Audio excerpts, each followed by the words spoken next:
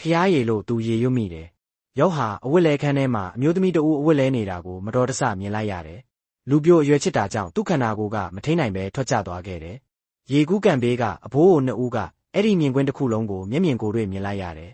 မကြာခင်မှာပဲယောက်ဟာမထိန်နိုင်ပဲရေထဲပြုတ်ကျသွားတယ်နောက်ဆုံးမှာတော့ရေကူးကန်ကိုတန်ရှင်းရေးအတွက်3ရက်ကြာပိတ်လိုက်ရတယ်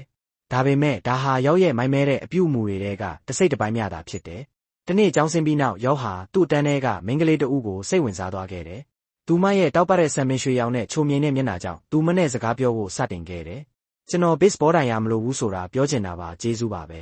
ငါတို့ရဲ့ပထမဆုံးချိန်တွေ့မှုကိုမမေ့နိုင်စရာဖြစ်စေခြင်းနဲ့ပြီးတော့ကောင်းသောကြာနေဖြစ်စေခြင်းနဲ့ကောင်းပြီနောက်ပတ်သောကြာနေည9နာရီလောက်ငါလာခဲ့မယ်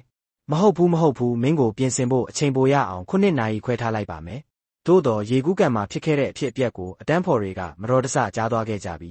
ယောဟာကျောင်းတစ်ကျောင်းလုံးရဲ့တရောပြောင်းလောင်စရာဖြစ်သွားခဲ့တယ်သူသဘောကျတဲ့မိန်းကလေးကပါသူ့ကိုမနစ်သက်တော့ဘူးစိတ်မကောင်းပါဘူးကျမတကယ်မလာနိုင်ဘူး